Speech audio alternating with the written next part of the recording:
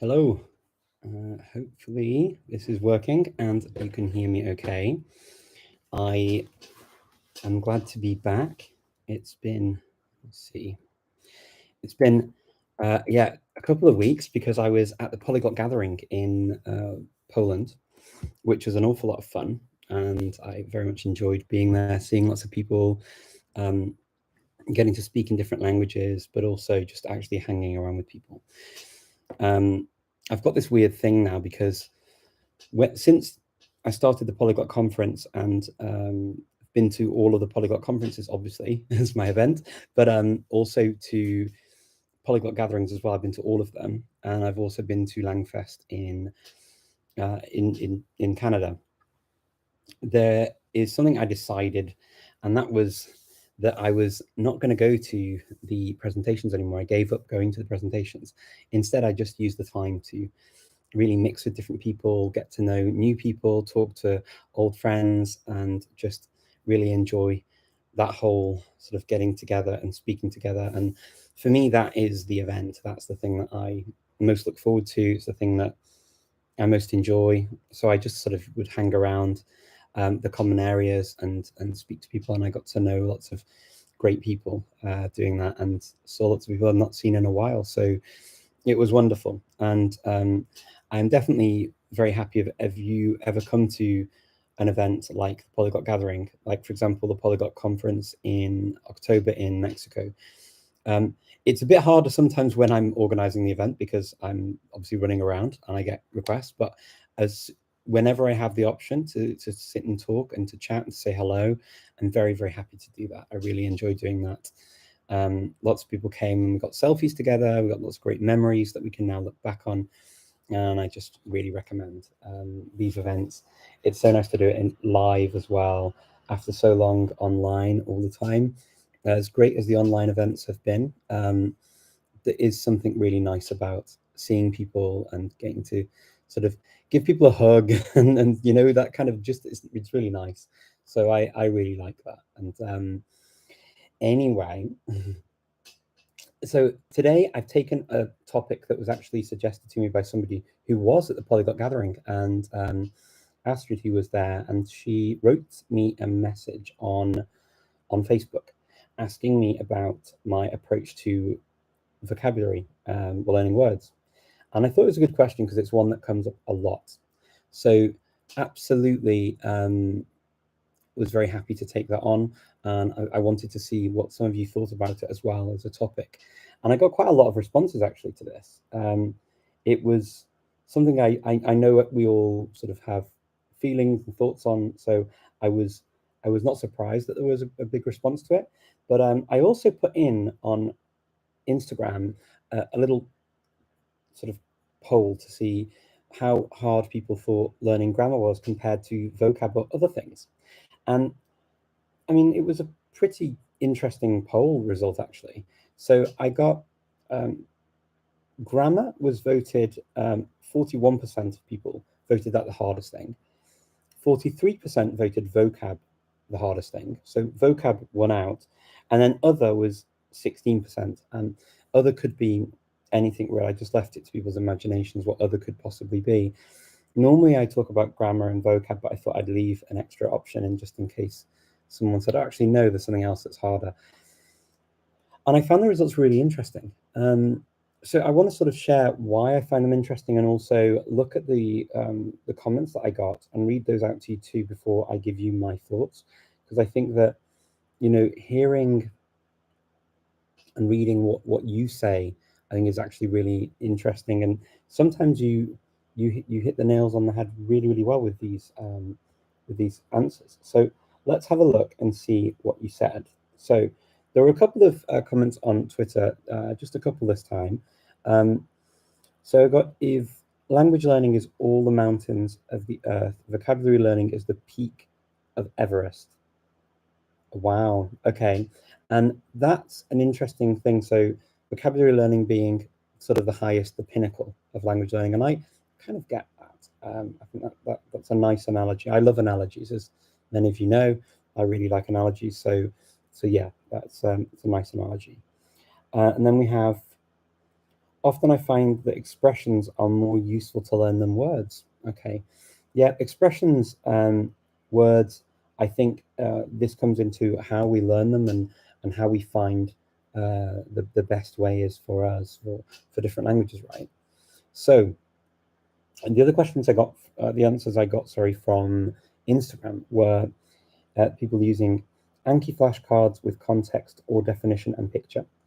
Quizlet by memorizing. Well, yep, that's we've got to memorize them for sure. Absolutely, in context. Oh my word, this word always trips me up. Mnemonic devices. I can never say that word with just straight. It's so it's terrible, isn't it? Mnemonic. Oh my word. Mnemonic devices. Okay, here we go. Yeah, my English is suffering, unfortunately, after the polyglot gathering. Reading with pictures and not more than 10, and I try to do it daily. Well, okay. I record them on my personal dictionary and try to memorize them in context. Okay, so I'm seeing a lot of context coming up here. Follow several strategies from drills to language immersion in social media. Very nice. Yeah, I like that. Social media immersion. It's quite a good idea. Yeah, there we go. Using them. Yeah. Quizlet again, in context again, reading. Yeah. Through comprehensible and compelling input and loads of repetition. That's a really, that's definitely one that I can definitely get on board with. We need lots of repetition, whatever it is we use. Through context, especially debating and to a lesser extent reading. In context again, I see, and spaced repetition again, I see. YouTube, reading news articles, chunking the words in phrases and using them later. Fair enough. So encountering new words, looking at the definitions, etymology, and making connections with other vocabulary I already know. Tiff, I recognize that strategy from somewhere. Absolutely. Words with more complex meanings need to be learnt in context in a sentence. Repetition, hard to say what kind works best though. I still find spaced repetition is the best way to learn basic nouns and adjectives. SRS, Anki, and reading 95% comprehensible input with audio, like linked. Excellent. So they were the comments that I got. And thank you all for putting your comments forward. I really, really enjoy reading them. And I hope sharing them also helps to show you sort of where my head's at when I go into talking about these sort of things as well. Before I start, remember, do like the lives and that I'm doing, and remember to share, remember to subscribe if you've not subscribed, so that the algorithm can see that at least something I'm doing is potentially useful. Of course, if you don't like it, don't do it. You can just watch and sort of say how awful I am, and that's absolutely fine too. So my own thoughts on this, I absolutely think that there's not one way to learn anything, let alone words. There are definitely many, many ways of doing this. And I'm just going to talk through some of the ways that I've used and some of the ones I find useful for certain things and others that I found maybe useful sometimes and then other times not. So absolutely, we need to get repetition. Absolutely, we need to see where words fit into certain contexts. There are definitely words that we need to use that are really important. So I think, first of all, it's very important that we focus our energies on words that we actually need to use. So we're not learning word lists of, hundreds of terms that we don't actually need. And this becomes really important when we talk about languages that have very different vocabularies to the ones we already speak. So if you're learning, I don't know, Chinese, Korean, or Japanese, or maybe another language that's quite distant to another language you speak, or if it's Arabic, or if it's Georgian with a very different, slightly more complex pronunciation from, say, English, when it comes to the plosive sounds and these consonant clusters that make words sometimes a little bit more challenging to remember. The important thing is to build up the vocabulary that you're likely to use.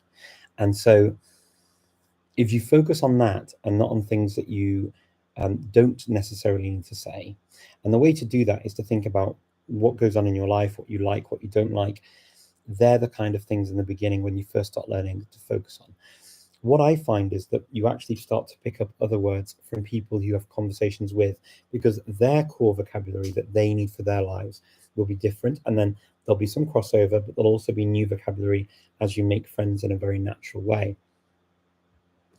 Now, once you've already got the vocabulary that you need, to repeat, because that's the vocabulary you're going to repeat automatically all the time, because you're going to talk about the things you like, you're going to talk about the things that you do, you're going to talk about your life, you're going to talk about all these things over and over again. Okay, the reason why I say to focus on that particularly in the beginning is because I've met too many people who have given up on language learning because they had a list of, say, 130 odd different countries, nationalities, languages that they were trying to learn, and actually it was just overwhelming. And when you have that many things on your list in the beginning and you're trying to learn too many things all at once, what it can do is actually frustrate the learning process. So you end up going into this sort of headspace of, I know how much I had written down that I was supposed to learn, and therefore now I know how little of that list I can actually reproduce. I've forgotten all these words. There's a negative psychological impact from knowing what you don't know or what you think you should know. Remember, we're not robots. Remember, we can't see things once and then remember them. And even if sometimes in our heads we try to imagine our childhood or other people's childhoods and other people's now, their present time, as being able to do these superhuman things. You know, you heard, oh, when I was younger, I just heard it once and it went straight in. I doubt it. Normally what happens is when you're younger, you don't have the psychological barriers that you do as an adult. And what happens is you are corrected several times, or you hear it and self-correct after a long period of time of getting it wrong, and you just don't care. As an adult, we've got these psychological barriers where we care a bit more and we're more self-conscious. So when you get to this vocabulary and you take on too many words, what you do is you risk scaring yourself off. You risk making yourself feel stupid. You risk then, therefore, risk forgetting to study or not wanting to study, resenting language learning, and then also feel very self-conscious when you're in a conversation and you hear a word, I should have known that. No, you shouldn't, because you only heard it once and you only wrote it down once. You're not you're not a machine, you're not a computer, you're a human being, and we all make mistakes and we all need to learn, and it takes time to learn. We need to internalize that vocabulary, we need to make it part of what we do, and we need to practice it over and over again. So once you've done that and you've got to a stage where you are happy with this kind of general chit chat over various topics, and usually that kind of happiness over that kind of very specific area of speech, it can come around A1, A2 level, where we can talk about a number of topics, we can maneuver our way around the language, have nice little basic conversations, sometimes a little bit deeper depending on if the language is more or less similar to other languages we speak. An A2 level is a fair enough level, I think, in a language to start chit-chatting. And then when we get to things like B1 and B2 level texts, what you start to see is a lot of vocabulary that you're not likely to use very often. You have to make more of an effort to learn it. Now, how do we learn that vocabulary when we're not repeating it over and over again? The idea of spaced repetition software clearly seems to work for a number of people. I have used it, and sometimes I found it useful. Sometimes I found it, I get bored or I stop using it. And when I stop using it, what I've noticed is quite often I will learn to predict the words that are in the spaced repetition software deck that I'm learning. So unlike when you see language out in the wild, where it could be any word, right? You don't have any way of controlling what you see or what you hear. With spaced repetition software, you've put in the data, so you actually know the words that you've put in your own language or in another language that you speak. And what that means is when you're testing yourself, you're actually often testing yourself on memory prompts that you have within the software, and it's always in a kind of a just sort of a closed circle of what you can learn. Then what happens in the wild sometimes, and I've heard other people confirm this for me too, is you will see a word that may have been in the deck and you still don't remember it, even though it might be a word that you got right several times. Or you may not be able to recall it to use it because the situation and the context for that vocabulary has changed. That's not to say that these types of helps for learning vocabulary don't work. Of course, they have their utility, and I think we have to use our best judgment to see how far we use it. What I would say is that I met somebody at the gathering who actually said to me that they were starting to really resent using their software for spaced repetition recall for this for vocabulary. And what they said to me was that it was taking up hours and hours of their day, and that felt wrong to me. That it gets to the point where that is all you're doing, and that's your day, because the issue is we can keep adding words in, but unless we see which words are actually useful in our life, why are we learning them? Now, there are certainly times where learning words that you're not going to see very often is fun, advantageous, or something you just want to do. I'll give you a hint from my life, right? Just a story from my life. I love knowing the words for different birds, and so what I did was when I first came and spoke Macedonian here with the local people, I wanted to be able to know all of the words of the birds for if my daughter ever needed to learn them. Okay, really idealistic, super naive of me. Because I knew them in English and French growing up, and I learned them in Spanish and German, I thought that this was something for me. If I'm going to internalize a language to that degree, I need to know like really crazy types of vocabulary, like really specific things. Now, it was a mistake because I learned a lot of birds in Macedonian, and I still know them. But I know them because I repeat them myself. And the way I repeat them is often telling people stories about learning these words that no one understands in the country. And so a word like, I don't know how many of you know these birds in English, but there's a word for wren. And the word wren in Macedonian is orevce. And orevce is actually also the word for nutmeg. And people all know the word for nutmeg, but they don't know the word orevce for a bird. So when I say that word, they think I mean nutmeg, and they don't get it. There are other birds that I could mention to you, like wagtail, which is the one that oshku, if any French speakers are around, because it wags its tail, which is tresiopavce in Macedonian. But no one knows this. They don't even, most people here have never even heard that name, let alone know what the bird even looks like. Even birds that, even a magpie, right? I can say a magpie Macedonian, and it's strachka. But that word in magpie, which is basically some weird formation of the P from French, which is a word for magpie, which means black and white. That word in Macedonian is often known as a bird, but no one knows what it looks like. They can't describe it to you properly. Sometimes they think they can, and then they can't. So my point with all of this is that you can spend a lot of time learning words, and then you go to the country, you speak to people, the people you get to know and your friends, your groups, they'd never use them.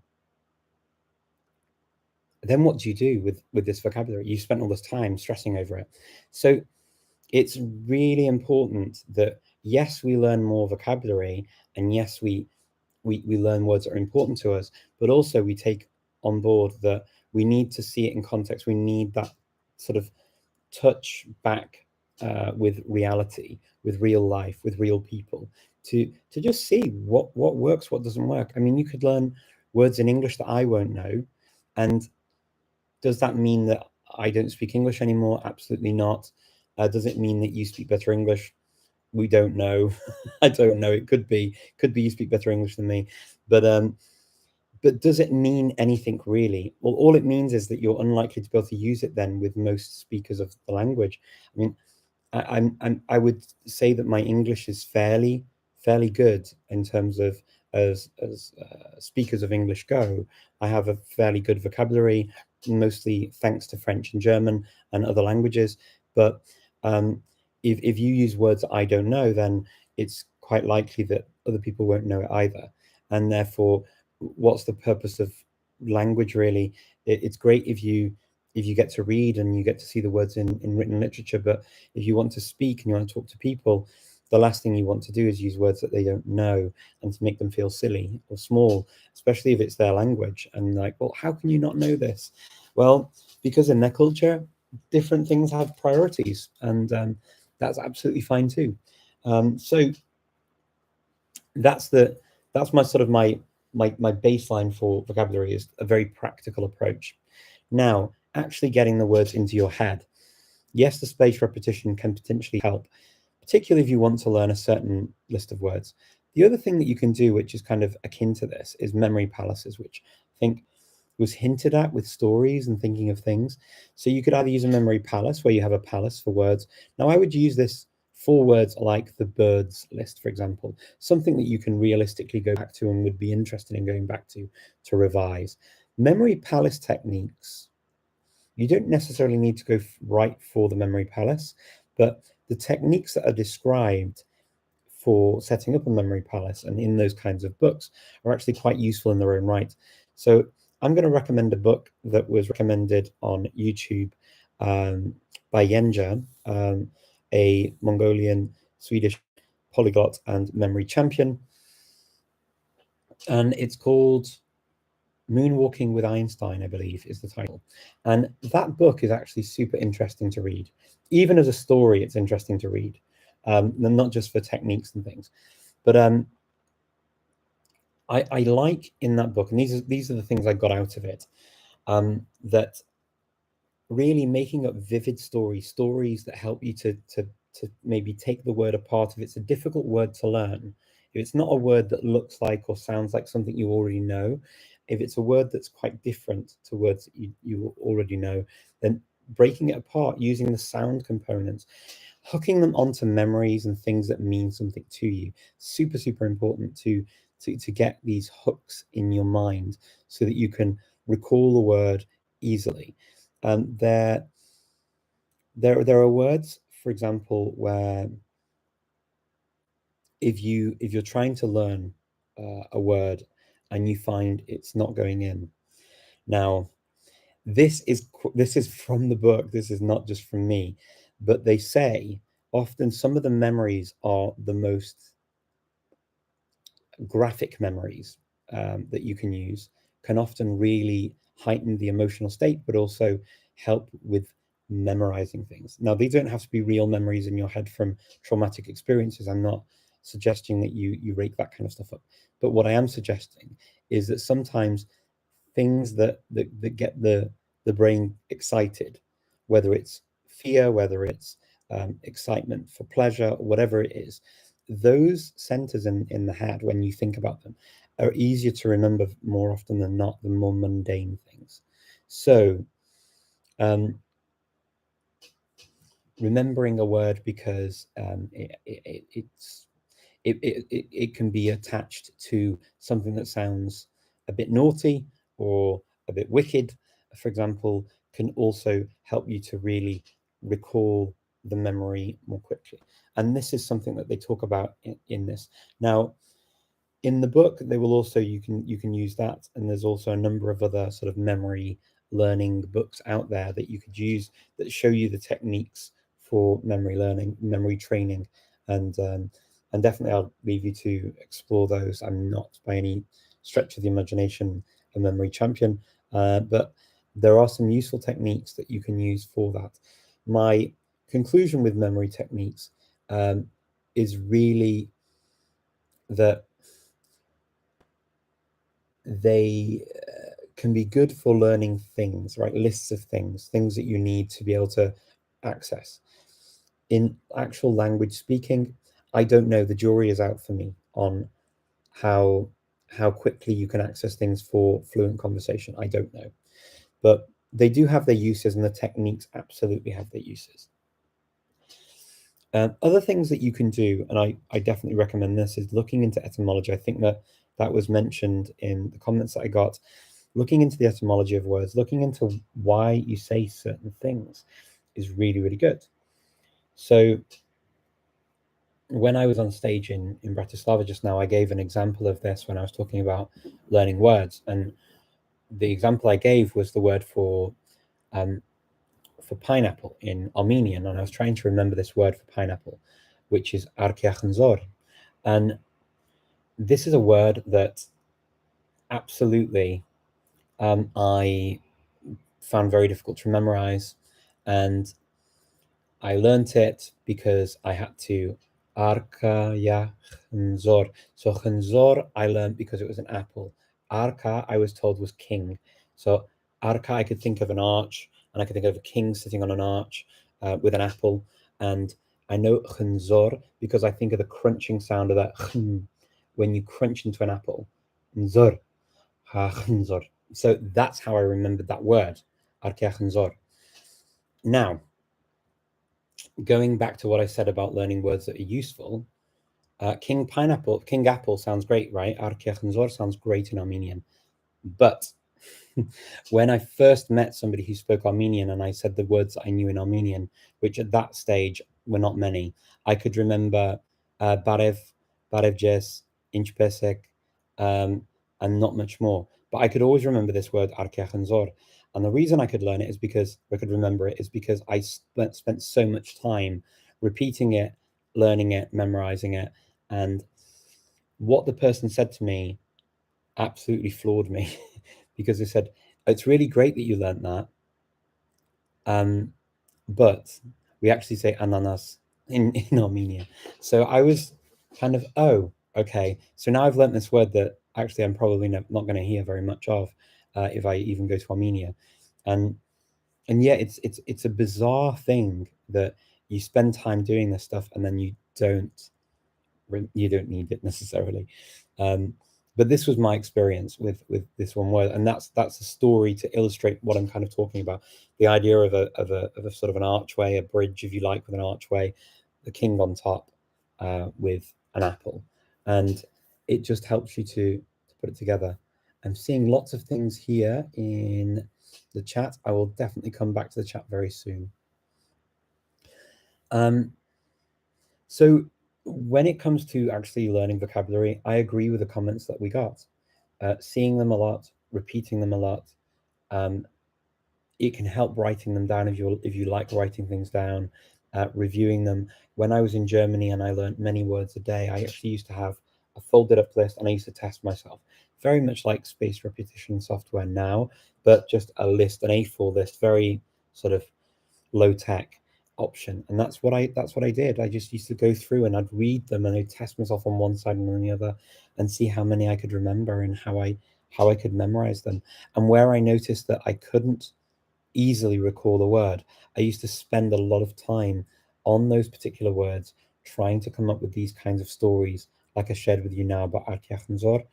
And that I found really was a useful thing, focusing on the ones that were harder to learn. The words that are easier to learn, often it's remembering the differences rather than a new word. So I'm going to see if there are any questions or any comments now, if I can. So I'll start on YouTube and then I'll come to Instagram, okay? And if there are any more specific questions, I'll do my best to answer them. Hello, Olga. Hi, Tomek. Hey, Pablo. Hello, Ola. Nice to see you all. Elena, okay, hello, Richard. Hello. Tervetuloa Suomesta. Okay, tervetuloa Makedonasta. I would love to go for a person polyglot gathering in the conference. Yes, it would be great to have you with us, Svetlana. It'd be lovely. Linda, guten Abend. Okay. Learning words is my biggest stumbling block. I often forget the words I learned. How often should I repeat them? As often as possible. I mean, this is another thing, right? I talked on one of the lives about learning a language intensively and learning a language over a longer period of time. So to give you an example, when I learned Estonian in a very intense way, and any other language projects that I've had over just a few short months, what I found is I don't have the time to really repeat them all, or after sort of the month or 2 months have passed. And so the words fall away very quickly. When I learn a language over a longer period of time, I find that the words stick better. So I did a year of Cornish and then a month, 2 months of Estonian after in the end, and I felt that my Estonian was stronger than my Cornish, even though I did it for a year. And Cornish is related to Welsh, but now I'm going to getting ready for my second grade Cornish exam next weekend, and now I can say I think probably my Cornish is better, because the words that I'd learned I've been repeating over 2 years now. It's been 2 years of study. It's a long time, and the exam I'm going to do is around about an A2-ish level, roughly. It's hard to say exactly. I thought last year's was around about that, but it's not exactly. It's having done the A2 type level courses before, I can probably say that the first level was more like A1 and we covered a bit of the A2, and now it's A2 and we're covering a bit of B1 stuff. But that's not necessarily the exam, so it's probably like an A2. Whereas Cornish, with Estonian, I did it very, very quickly, and I covered a lot of words that you would do up to an A2 in like a month. But I think that I remember the words in Cornish better because I took my time over it and I've had lots of repetition over a longer period of time. So yeah, as much as you possibly can for repetition, really, whether it's listening passively, reading passively, or speaking. I think it's good to have a combination of all of the things together, really. Did you hear about chunks of language and collocation, and if it works for all languages to get vocabulary? So yeah, so learning things in context is really good. I mean, they do this a lot at school, actually, when they want to introduce particularly grammatical points that they're not teaching at school. So you would learn like this means this, and it's not actually what it means, but it's the way you say it in the other language, and so certainly chunks of language can be a useful way to be able to express a whole idea or concept all at once. It can also be that you are used to seeing certain words in certain contexts as well, so learning them together might often make sense. So yeah, expressions can teach vocab and grammar at the same time and give you something ready-made to say if it's a useful expression. Absolutely. So yeah, expressions, turns of phrase in a language, even some proverbs can be quite nice to learn, especially if they're common proverbs. If they're this is a thing with proverb books that I've noticed over the years. Very often you'll get proverbs that you mention them to a speaker of the language and they say, we just don't say that, because they're kind of things that they don't use. They may be used in writing, or they're old-fashioned or something else. But it's quite interesting. And sometimes expressions and proverbs, individual speakers may have their own take on it, and they may sort of remember them differently. And sometimes that's also fine. But it's also yeah, it's interesting when you come across things like that where people say it a bit differently to how it's written.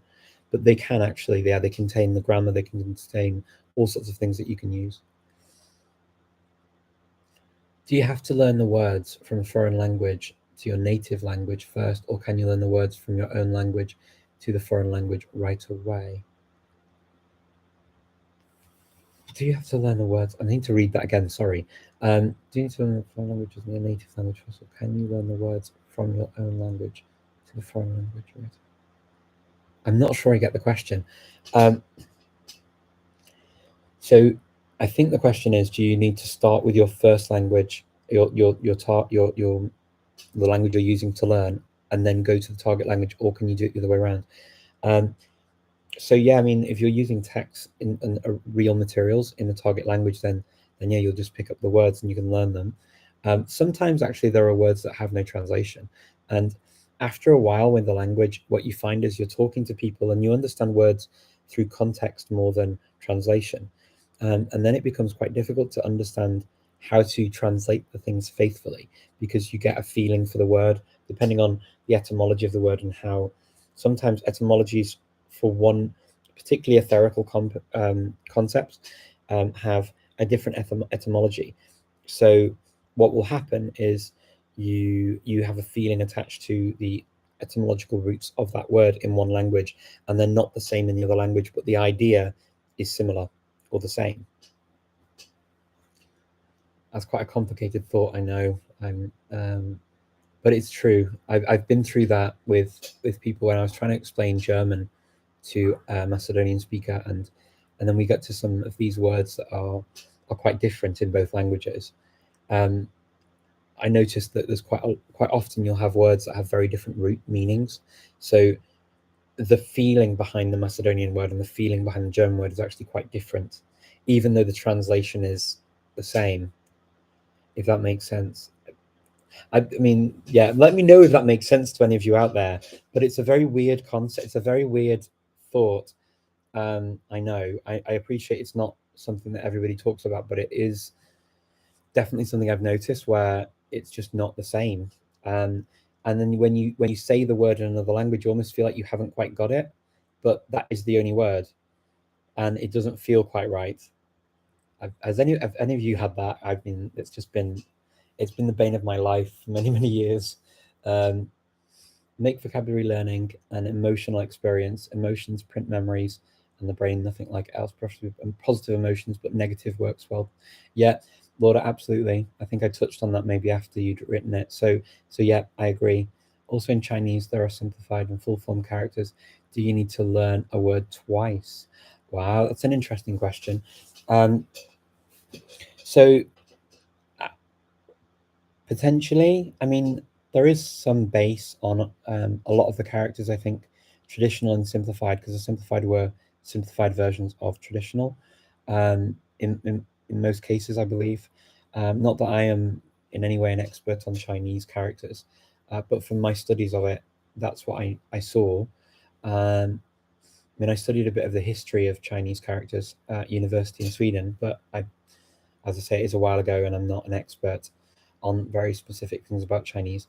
But for sure, some of them would be more recognizable than others. And if you want to reproduce them, then I think you need to go through the process of making sure you're getting the strokes in the right order and stuff, because some of them are a bit more complex in the traditional. Hello, Richard. Thank you for taking the time to share your experience with the world. Very welcome. Thank you. My question is it better to combine receptive and productive techniques for learning new vocabulary? Absolutely, you can use both. So, I mean, listening to and using in an active way is good, because you need to get the repetition and you need to get it active in your brain. I do know of people who learn languages particularly just to read, and that's absolutely fine to do. It's obviously a very different skill to reproducing it yourself and recognizing it. It's a bit like, you know, when we say people can read, we just talked about Chinese characters. You get people who can read Chinese characters but can't write them. And they could read maybe a book, but they wouldn't be able to write the book. They'd find it quite laborious to even copy the book out. And that's kind of my analogy, I guess, to speaking and understanding a language. It can be quite a labored thing. And you meet people who are raised bilingually, but they never spoke the language to the parent or parents that spoke to them in it. They might speak the community language or the other parent language or some other language instead. And then when they get older, they understand it, but they don't necessarily speak it, or they feel very self-conscious when they speak it. So yeah, practicing both, I think, is a good idea if you want to do both things.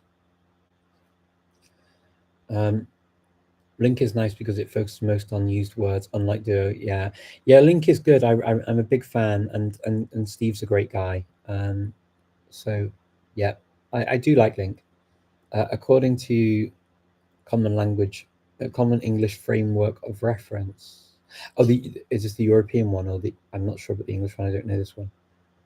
To achieve independent user status, one has to know 3,000 high-frequency words. What's your thoughts on the statement? It's an interesting. It feels arbitrary, but yeah, I mean, potentially. Potentially, I don't know. It's very hard with like numbers, and also measuring numbers of words is quite complicated, because where do you draw lines? For example, with words that are etymologically related, for example, with conjugations, with all these sorts of things. I always find it a bit difficult. Are we talking about sort of just lexical items where we count all of them as one thing? Because sometimes that can be fair and sometimes it can't. I'm just thinking of, like, a verb in French like aller, and then you got je vais. It's, I mean, for all intents and purposes, a different word. In the brain, I mean, I don't think the brain's going to think of it as the same thing necessarily. But do you know what I mean? I don't know where the line is, and 3,000 may or may not be enough depending on the language and on what that actually includes. Whereas if you take a language like I don't know, Indonesian maybe, where you don't have the same conjugations to go through, you're possibly going to get more bang for your buck with a 3,000. I mean, it depends on where your starting point is too. Or even a language like Afrikaans, where you don't have conjugations or something, or Swedish or something like that, where, but then you've got the definite article to worry about, depending on how different it is. But anyway, yeah, it's quite convoluted. As you can see, I'm sort of getting myself into knots even thinking about that question. But yeah, I don't know is the very simple answer. But I hope at least explaining my thought processes and where I was going in my brain for thinking about it helps you to understand why it's not an easy thing for me to answer in just a very short way. I've had Moldovan people in Portugal telling me words I didn't know when we were talking about, because I don't use the words they use at work. That doesn't make me less Portuguese. Absolutely not, Svetlana. Absolutely not. You're completely right. Okay. Memory palaces with smash in scope principles. Okay, I'm going to try and go through all of your smash in scope principles. I think there are a few messages in between, so excuse me if I skip through the messages in between while I try and find all of these.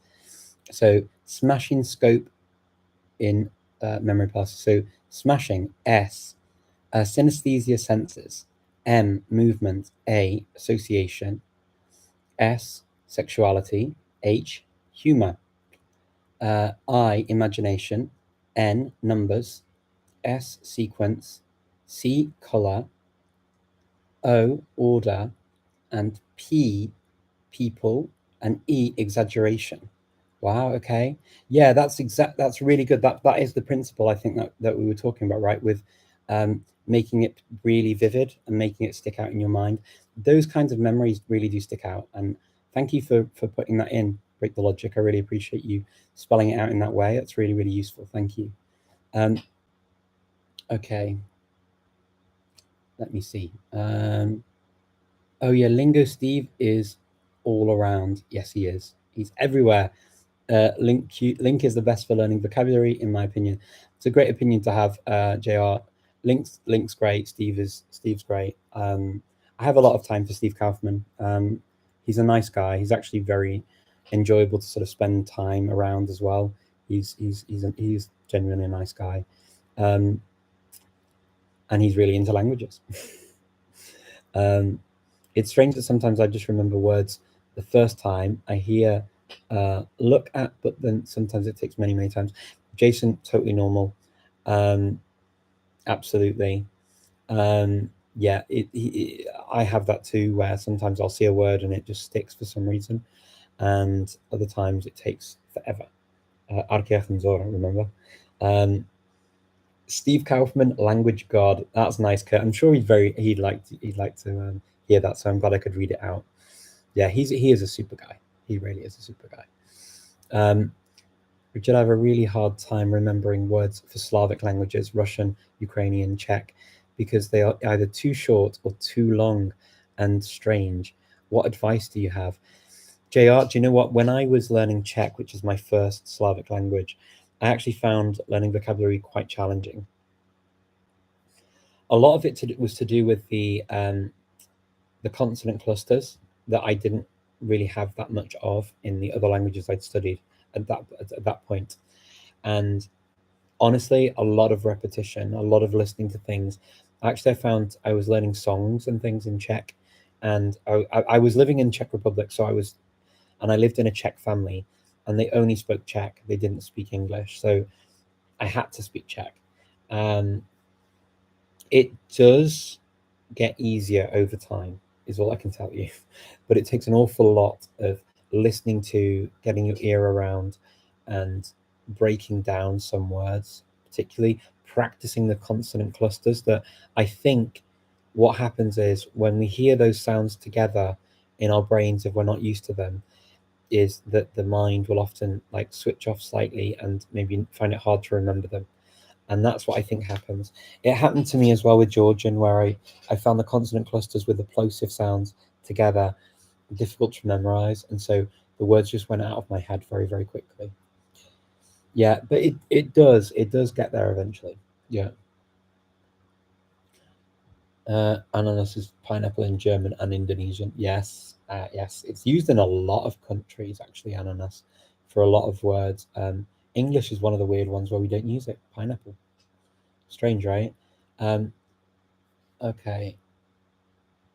Yeah, that's actually not bad advice there, Maurizio. Maurizio says, Joe, I would focus on one Slavic language first. If you're speaking and understand one well, then the others will be a lot easier. That's absolutely brilliant advice, Maurizio.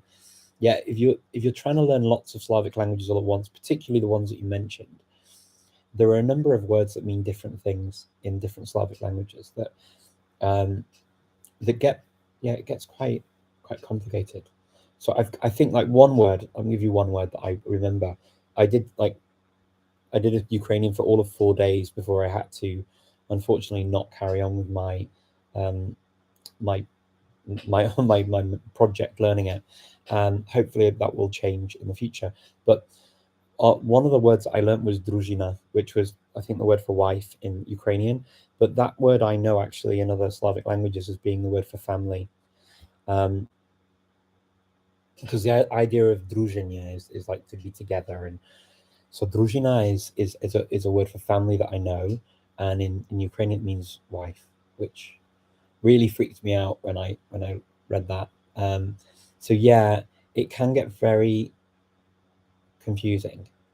There are lots of words like that as well. I mean, when you have a level in a language where you use it all the time. For example, I always said that I wouldn't learn languages that are similar, but very similar to languages I already speak. So I always thought that I would never learn Ukrainian or Slovak or Bulgarian actually, because I found them similar to other languages I speak.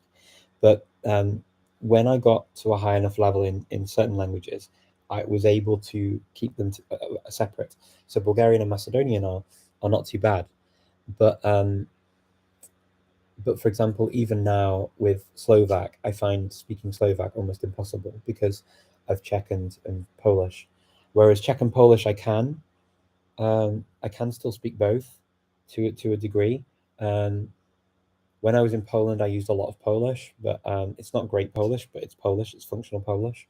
And I actually tried, because I was focusing so hard on Polish, when I spoke Czech to somebody, I was speaking really slowly and trying to pay attention not to put Polish words in, and failed miserably. But it was still there in some way, and I thought, okay, if I carry on these conversations for a while, it'll be back. But it's super difficult. So learning them from the beginning as well would be even more confusing. So absolutely, Maurizio, you're absolutely right for saying that. Thank you. How do you motivate your students? By having very honest conversations with them and seeing what we need to do. Every person is different. Every individual is different. We are not the same. So me telling everyone the same thing is not going to work. Sometimes some people need it to be said in different ways or packaged in different ways. They need different things to focus on or concentrate on. And so we need to find what motivates you, and not just motivates you now, but motivates you over the course of your life. So, what works when you're depressed, what works when you're happy, what works when you're busy, what works when you're sad, what works when you're whatever you're going through, what works, and to recognize what works and to recognize what doesn't work, and focusing on what we can do and not what we can't do. And that's what I do with people I work with. So yeah, you're very welcome. If any of you want any particular individual sort of chats or whatever, feel free to reach out to me on Patreon. I'm very, very happy obviously.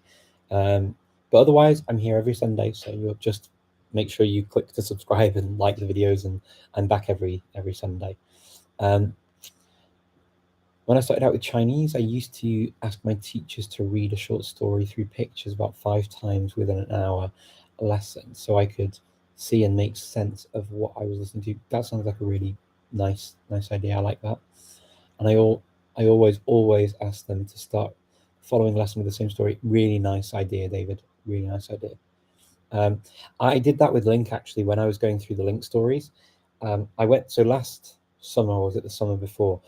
Maybe 2 summers ago, I went through all of the Link stories for all of the languages, and I listened to a story a day.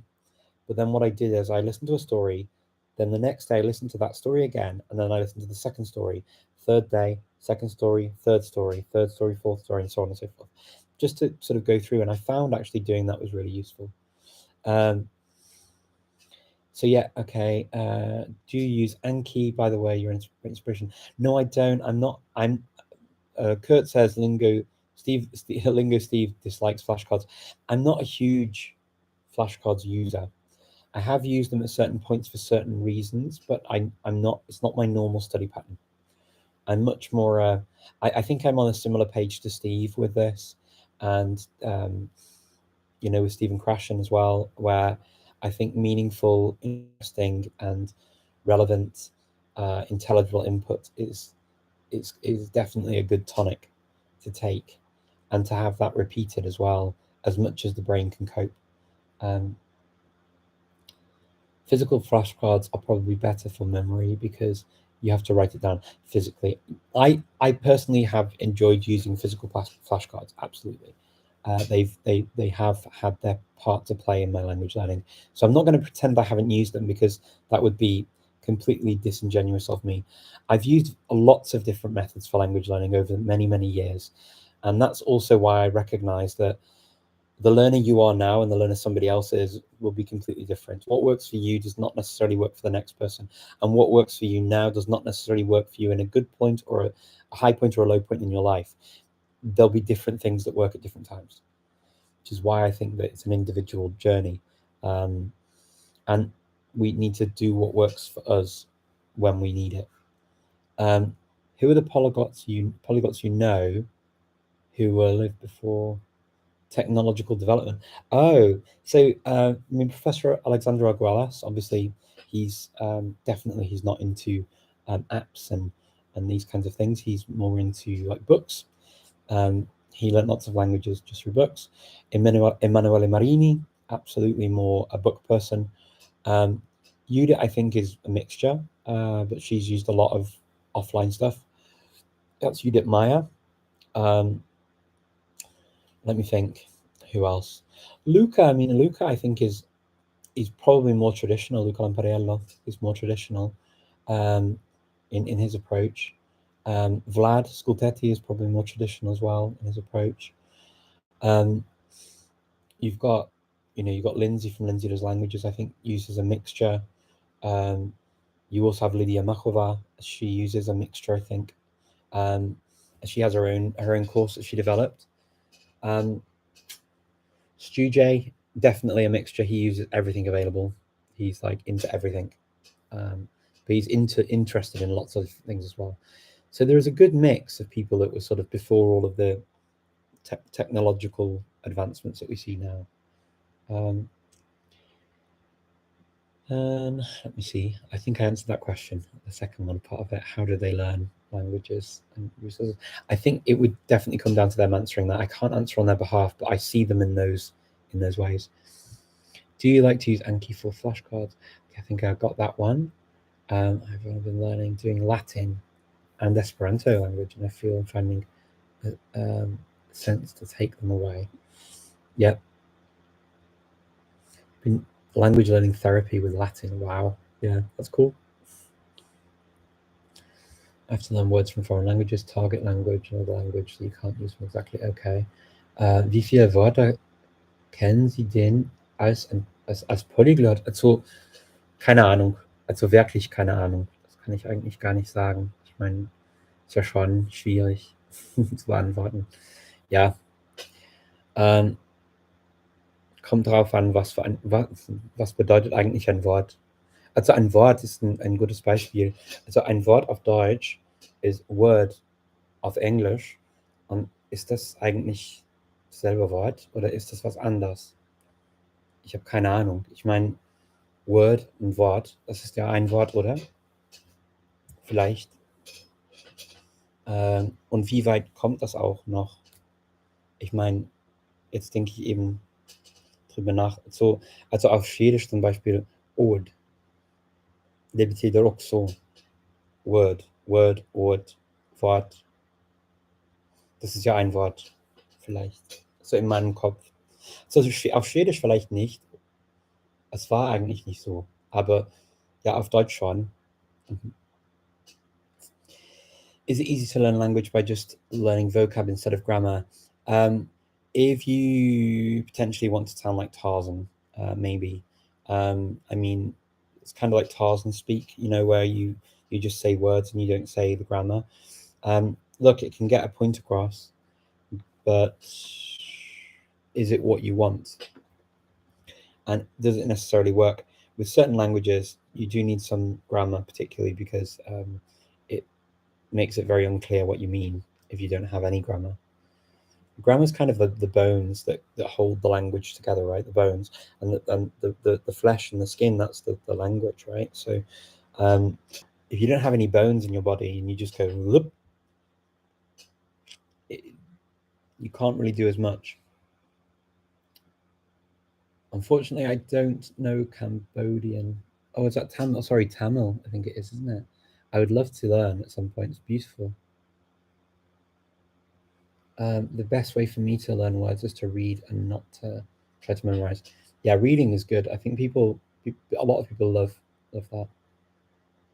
Es gibt einen Unterschied, ob man die Wörter passiv versteht oder sie aktiv verwendet. Ja, stimmt. Ja, denke ich auch. Okay, das ist ja ein Gespräch zwischen euch. Okay, jetzt brauche ich nicht vorzulesen, ich kann nur eben gucken, nur gucken. Do you like Anki? Okay, I think I've seen Anki questions a few times. I think maybe when you go back, you might see that I've answered that. So I hope that you don't mind me answering it again. Indonesian has 0 verb conjugations. It's so easy to remember the verbs. Yes and no. I find actually, yeah, it can feel a bit like that, but sometimes I feel that the suffixes and changes you make to verbs in Indonesian can be a little bit taxing on the brain to remember the differences. But yeah, I know what you mean. Okay. Do you like Anki, and what do you think about the Greek language? I love Greek. Greek is beautiful. It's also a very useful language. Qual o dicionário mais caro que já comprou? Essa é uma boa pergunta. Não sei. Pode ser uma língua de tipo. Pode ser sem Cornwallis, como seria isso em português? Não sei. Cornwallis, pode ser. O cornês. Como pode dizer isso em português? Não sei. Não é uma língua que eu não mencionei anteriormente em português, para dizer a verdade. Mas sim, pode ser isso. Pode ser isso. Eu tenho um dicionário grande para Cornwallis, então, sim, pode ser isso. Okay, sollen wir ein Gespräch haben? Alphonse? Ja, okay. Roma veno Portugalica Metrozeteston. Okay. Σιγά, πρόσεχε. Ναι, αν είναι εντάξει για εσένα, χαίρομαι πολύ. Είναι πάρα πολύ καλά, ναι. Αλλά για εμένα το ριζετεστόν δεν μου αρέσει πάρα πολύ. Γιατί ναι, είναι πολύ σιγά σιγά και δεν υπάρχουν λέξεις. Και γι' αυτό δεν μου αρέσει. Αλλά για εσένα μπορεί να είναι πάρα πολύ καλά αυτό. Okay. One tip for learning Chinese words, context, exactly. Okay. Wow, I'm trying my best to get through all of these. Unfortunately, it's going to be difficult for me to get through everything in an hour. And until today, I have to dash at the top of the hour, unfortunately. Kristalinika ine, ananasne ine, Kristalinika. I noticed that you have Vladimir Zelensky green t-shirt. Is that what it looks like? Oh, that's so funny. Yeah, I never realized that. I never made a connection. Interesting. But yeah, now I know the picture you mean. Yeah, it's actually one of my favorite colors. Were you able to practice your Polish with Luca? Not with Luca Chanel, but I did practice my Polish a lot. A lot of Polish people don't really speak English that well, or don't feel so confident speaking it. So I did use Polish a lot, but not with Luca. Luca and I, when we're together, we tend to speak Italian and English, I guess. Mostly Italian, but both will mix. And then depending on the group setting we're in, sometimes there were a couple of occasions where we were speaking in French and then in Spanish. I don't think we had the opportunity to, we didn't speak to each other in other languages. But that's because, our friendship's been over many years now, and our friendship usually is through Italian or English or a mixture of the two. So it's quite weird to change languages after so many years. But yeah. After Russian and Bulgarian, I was very surprised when I heard the word stolica. Yeah, in sto. So being used to translate chair and not capital city. Yeah, exactly. Sto. So often in Serbian they have words that would have an L at the end in other languages, and that would mean it's the past tense as well. So past tense verbs will not have an L in the masculine ending, but in the feminine and neutral ending they will. And you see it in words like sto, and you see it in like the word for salt, which is so in Serbian, whereas it's sol in Macedonian. It's interesting actually that with the missing L's, and that occurs in a lot of words in Serbian. I'm curious to hear how was your conversation with Vaughan Smith, the carpet cleaner. Really, really nice. Pablo, I'd go more into that, but unfortunately the time's running out. But really, really nice as a general thing. He was such a nice guy, really, really nice guy. And I'm hoping to see him again soon. I really hope that we can meet up. Just really, really friendly, really pleasant, really interesting. Yeah, super, super, super nice guy. What do you think the minimum daily time of input for a new language? How long is a piece of string, unfortunately, for that question? Depends what you're trying to achieve, depends what you want to do. But something every day for sure is better than not doing anything. My minimum is normally 3 times a week to feel progress in a language, and that's like 3 proper study hours of like an hour. That's normally my baseline, right? You can kind of achieve something with twice a week, but not very noticeable. It takes a long time. 3 times a week, you can kind of feel a bit of a move forwards, which is good. But then doing bits in between is always useful. So 5, 10, 15 minutes of passive, whatever you can do. But yeah, that's kind of my very vague, general, generic answer for this. Jim Morrison, parles català? Sí. Vaig aprendre català a la Universitat Carolina de Praga, però també és una llengua que no uso en la meva vida aquí, perquè és una llengua que sé que vaig usar en altres països, com Catalunya també, la República Txeca també, però ara sí, el castellà penso també moltes vegades en català perquè és una llengua molt similar, doncs tinc ocasions per pensar en diverses llengües a la mesma vegada. I també Polyglot Gathering vaig parlar una mica de català també, i en altres conferències també tinc possibilitats per per practicar el meu català. Però realment ara tinc més contacte amb la llengua catalana amb aplicacions com TikTok i persones que usen català per parlar i també per ensenyar el català a altres persones. Doncs sí. Què penses? Parlo català o no? No ho sé. Wie ist Ihre Meinung über Ungarisch? Ja, ich mag die Sprache, ich kann die Sprache gar nicht sprechen. Ich meine, ja, so ein paar Worte schon, aber nicht so gut. Hey Richard, I'm learning Levantine Arabic and I have some trouble hearing and distinguishing some of the sounds. What's the best way to develop an ear for similar sounds in your target language? Oh my word, lots of practice. I feel your pain. Lots of practice. Get recording what you say against someone speaking it as a first language, and asking for feedback as well. If you can't hear it, asking for feedback, asking about tongue position, asking about where the air comes out, asking for what's going on in their mouth so they can describe it, getting them to record it, and then you repeat it after them, recording that.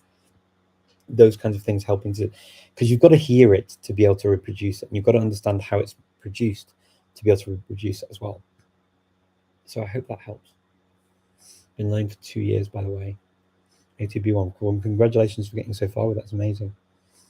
For low frequency words, do you think it's a good idea to record sentences using those words and review them?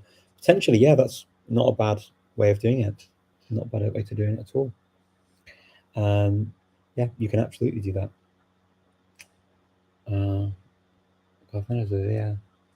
Με φαίνει γλώσσες με το δίκιο του τρόπο. Ναι, έτσι είναι, ναι. Good luck for the Cornish exam. Cornish must provide. Absolutely, Kurt. Thank you very much. Yeah, muras, as we say in Cornish. Muras, thank you. Say, ok, ainda fui pesquisar para não comentar. Ok, tá bom. Sí que parles català. Molt bé. Moltes gràcies. Thank you so much. Have a great day. Yeah, thank you. You too. Now, I'm conscious I didn't get to my comments on Instagram. I'm so sorry, Instagram people.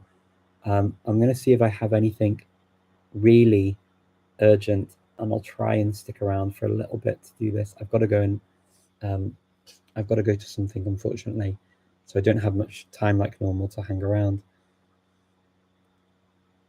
I'll start from the bottom because there are lots of hellos in the beginning, and I don't want to sort of. Sorry if you wrote in the top. I'm hoping that you repeated yourself. Wow, I've got lots of hellos and waves and things. It's very sweet. Thank you. So, vilket språk tycker du är roligast? Jag vet inte. Jag vet inte. För mig det är alltså så många språk. Jag tror det är roligt. Jag vet inte om det är roligt att tala ett språk, men jag skulle säga att för mig, jag tycker jättemycket om svenskan. Och ja, det är ganska roligt att prata svenska. Och jag använder det ganska ofta.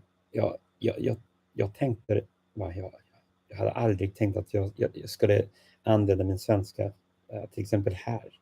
Men det gör jag. Och det är ju fint. Och det gör jag också i Polen. Jag var på gathering. Så. Men det är ju fint. Men roligast jag vet jag inte. Jag skulle inte säga svenska för dig. Ja, men svenska är ganska roligt. It's a good idea to learn 3 meaningful and the characters extended meaning use later. Absolutely. So learning your extended uses later can be good. Focusing on the meaning at first. It's tempting to look in a dictionary and find out lots of meanings and then try and learn them all. It's better to just focus on the one. The other ones will come later. That's a good piece of advice. Okay, I saw that question on YouTube for Greek and Anki, and yes, you know I like Greek.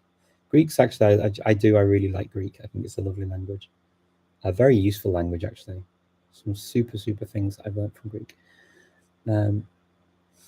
It does make sense when saying that the translation has two different languages. It gives different feel. It does absolutely. I'm so glad that you said that. Thank you for confirming that. It sounds weird when you say it, but yeah. Which is easier, Croatian or Serbian? Oh, depends. So for a speaker of Bulgarian or Macedonian, Serbian would be easier because you're using the Cyrillic script, and the grammatical structures that you use when you speak are often more similar because they don't use an infinitive as often. Whereas in Croatian, they tend to use the infinitive of the verb. So in Serbian, you might say, for example, želim da govorim, I want to speak. And in Croatian, you'd say želim govoriti. So you'd use the infinitive form that you wouldn't necessarily use straight away. And that would be closer onto the grammar of Macedonian and Bulgarian.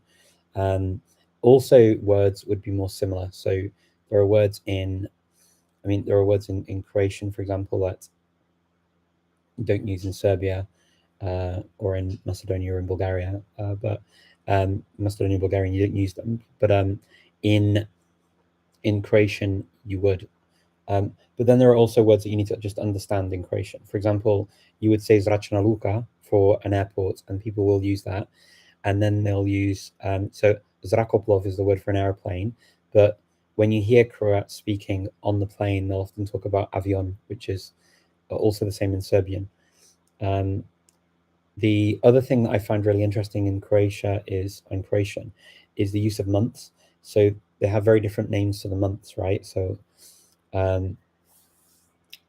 listopad, prosinac, and all these kinds of words. But what you'll often hear them say are the 12th month, the 11th month, the 12th month, and that kind of thing, or the 11th month, the 12th month, whatever.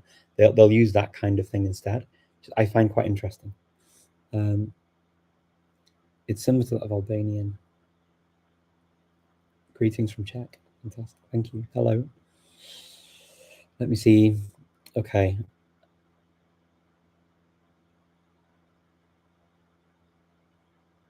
Oh, let me see if I can see any more questions. I unfortunately, I'm going to have to go. I'm so sorry. I love to, I like to stay on longer normally and chat more and answer all the questions I possibly can. Today, unfortunately, I think that's going to be it because I do have to disappear. Feel free to follow, like, and share and all that nice stuff. You can also reach out on Patreon, but you can also, if you want to treat me to a coffee, feel free to go for my coffee link as well, and you can treat me to a coffee. I'll leave that to your discretion. You don't have to.